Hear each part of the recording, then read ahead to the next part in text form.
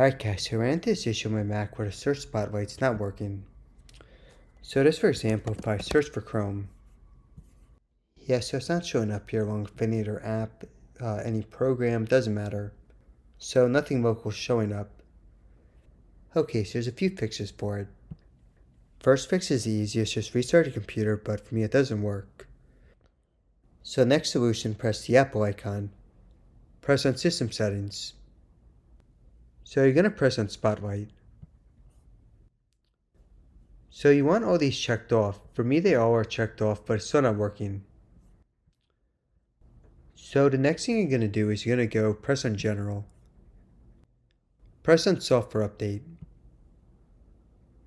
For me, you see it's not working, that's because I don't have enough free storage. Go and delete some and download the update. Press on Trash, make sure to empty it.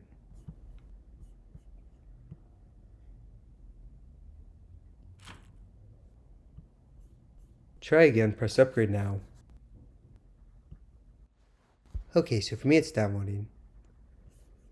Just gonna apply this and I'll be right back. Alright, so the computer updated, let's go and search.